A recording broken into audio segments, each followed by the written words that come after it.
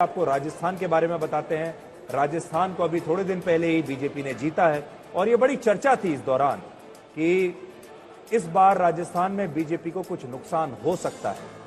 तो देखते हैं कि इस बार बीजेपी को कुछ नुकसान हुआ है या नहीं। पिछली बार 25 में से 25 सीटें जीती थी बीजेपी ने, लेकिन इस बार देखते हैं। अंजना, बिल्कुल, पिछली बार 24 सीटें बीजेपी और एक आरएलपी ने जीती थी। इस बार क्या वो एनडीए ने पूरी 25 में से 25 दी। तो चलिए एनडीए का वोट परसेंटेज ये मैं आपके लिए दबाती हूँ। वोट परसेंटेज ये 51% यानी 7% का नुकसान हो रहा है वोटिंग परसेंटेज में एनडीए को। और ये क्या सीटों में भी कमी की तरफ इशारा करता है? राजस्थान में क्या बीजेपी फिसलेगी?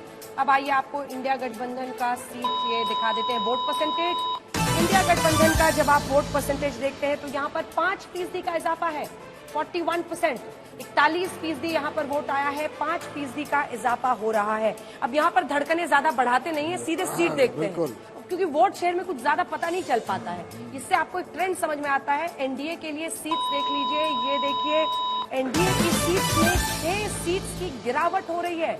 16 से 19 सीटें, जो सभी की सभी 25 सीटें लड़ती हुई बीजेपी उनका पूरा गठबंधन था, यहाँ पर 6 सीटों का नुकसान है।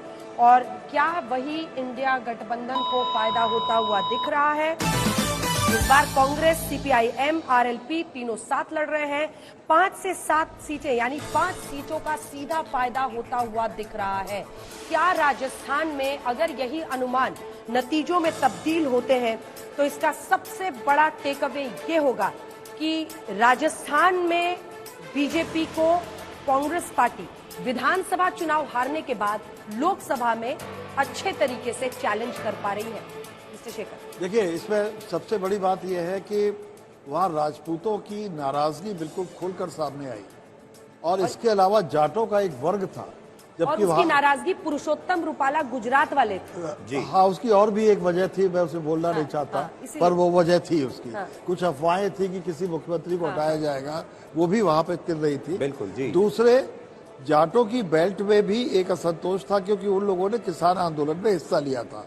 अग्निवीर का सीधा सीधा एक असर राजस्थान के नवयुवकों पे पड़ता है। क्या इसका ये भी कारण हो सकता है कि एक ब्राह्मण को मुख्यमंत्री बना दिया गया तो जाट नाराज हो गए? मुझे ये इसलिए नहीं लगता है कि वहां पर शिवचरण माथुर भी एक बार मुख्यमंत्री बन गए थे, तो वहां पर तो एक वैरायटी है और एक अति पिछड़ी जाति का व्यक्ति वहां का सबसे बड़ा कांग्रेस लीडर है। तो मुझे ऐसा लगता है कि हमें उस खाने में नहीं देखना चाहिए। लेकिन जो एक राजस्थान से टोटल हवा आ रही थी, ये प्रदीप गुप्ता का ये जो सर्वे है, अगर आप देखिए तो हम लोग जो मैदान में देख रहे थे, आप लोग जो दिखा रहे थे, उसी का रिफ्लेक्शन है, उसका रिफ्लेक्शन है ये पूरे तरीके से। तो हमें एमपी और छत्तीसगढ़ में लगता था बीजेपी इंटैक्ट बनी रहेगी या गेन करेगी, लेकिन यहाँ सबको लगता था वो लूज करेंगे। अब जो अंजना ने अभी आंकड़ा दिखाया तो 6 से 9 सीटों का नुकसान होता है, तो ये बड़ा नुकसान। इससे देखिए एक बात पता चलती है अंजना कि आमतौर पर जब चर्चाएं होती हैं चुनाव के दौरान, आम जनता चर्चा करती है चाय की दुकान पर एक दूसरे से।